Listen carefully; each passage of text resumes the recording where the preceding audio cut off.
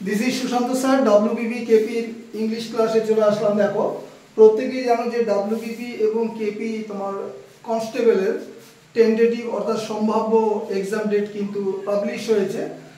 সম্ভবত নভেম্বরে ডব্লিউবিপি এবং ফেব্রুয়ারি 1 তারিখে কলকাতা পুলিশ, যদিও প্রিলিমস কলকাতা পুলিশে, ডব্লিউবিপি একটাই এক্সাম হবে। তো সাধারণত আমি ইংলিশ ভোকাবুলারির উপর ক্লাস ইউটিউবে দেই না, মূলত ফেসবুকেই পোস্ট করি।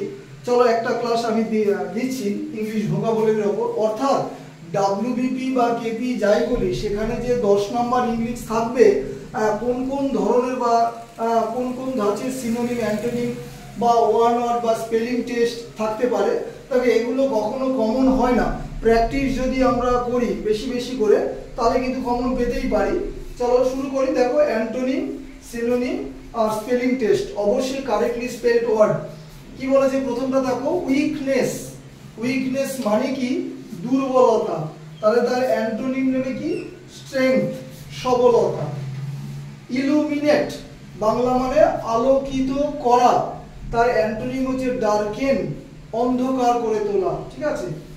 নেক্সট 3 নম্বর হচ্ছে ব্রুটাল। ব্রুটালের বাংলা মানে নিষ্ঠুরতা। ঠিক আছে, পাশবিকতা বা নিষ্ঠুরতা যাই বলি, সেখানে তার অ্যান্টোনিম নেবে হিউম্যান, মানবিক, মানবিকতা, এরকম। নেক্সট হচ্ছে উচ্চারণটা হচ্ছে টিরান্ট বা টাইরান্ট, বাংলা মানে হচ্ছে অত্যাচারী। ঠিক আছে, তার অ্যান্টোনিম হচ্ছে বেনিফ্যাক্টর, যে মানুষের মঙ্গল করে, উপকার করে, এরকম। নেক্সট 5 নম্বর ভীষণ ইম্পর্টেন্ট, স্টেশনারি। স্টেশনারি শব্দটার অর্থ হচ্ছে স্থির বা নিশ্চল, মানে নট মুভিং, নড়াচড়া করছে না। ঠিক আছে, NAROI। আর NEROI হলে তার বাংলা মানে হচ্ছে স্টেশনারি দোকান, খাতা কলম ইত্যাদি যে পাওয়া যায় সেটা। তাহলে স্পেলিংটা দেখে নেবে, NAROI। এই স্টেশনারির বাংলা মানে কি? নিশ্চল।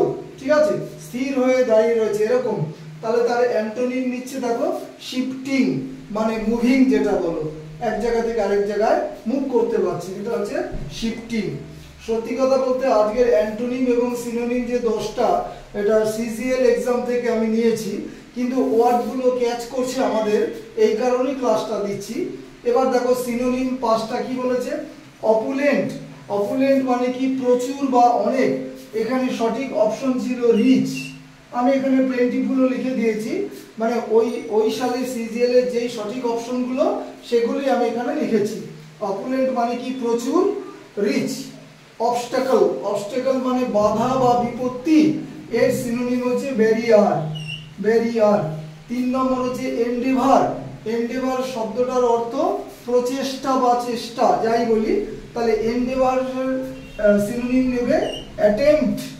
4 নম্বর দেবে ইনসাল্ট, মানে প্রত্যেকেই জানি অপমান বা অপমান করা, তাহলে এর সিনোনিম হচ্ছে অফেন্ড। 5 নম্বর ভীষণ ইম্পর্টেন্ট, হস্টিলিটি, মানে শত্রুতা, শত্রুভাবাপন্ন, এরকম, তাহলে এর সিনোনিম হচ্ছে এনিমিটি। অর্থাৎ CGL এ ওই বছর যেই সঠিক অপশনগুলো ছিল সেগুলোই কিন্তু বোর্ডে আমি লিখেছি।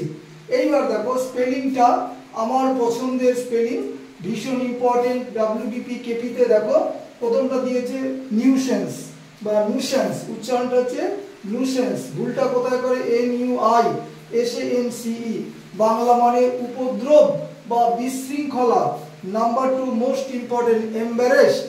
এম্বারেসড মানে কি? বিব্রত। দেখো, EMBA ডাবল আর আছে, আবার এখানে ডাবল এস আছে, ইডিটা কমন, মাঝে একটা এ আছে, তাহলে তুমি মনে রাখবে কি? ডাবল আর এবং ডাবল এস, এই দুটো মনে রাখো। নাম্বার 3 দেখো, ডিসিভ, প্রতারণা করা, DECEI, আইটা তুমি মনে রাখো ভালো করে, DECEI। রিসিভ, RECEI, তাহলে ডিসিভের সাথে রিসিভটাও মুখস্থ হয়ে গেল, ভিটা কমন। তাহলে রিসিভ মানে কি? প্রতারণা করা। আই কন্ট্যাক্টটা ভীষণ ইম্পর্টেন্ট। তারপরে দেখো, ক্যামোফ্লাজ, উচ্চারণটা ক্যামোফ্লেগো বলে, ক্যামোফ্লাজ।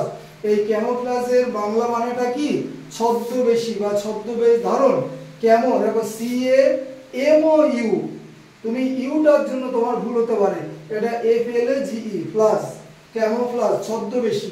ডেফিনেটলি, DEFINITELY, ডেফিনেটলি, নির্দিষ্টভাবে। এই হচ্ছে 3টে ভোকাবুলারি নিয়ে একটা ডব্লিউবিপি বা কেপির ইংলিশ ক্লাস দিলাম। পরবর্তী সময়ে অবশ্যই তোমার যে কনসেপচুয়াল ক্লাস দেব, এরর কারেকশন বা ইডিয়ম যেখানে ভেতরের অর্থটা বের করে আনতে হয়। চলো ক্লাস শেষ করছি। Have a good day.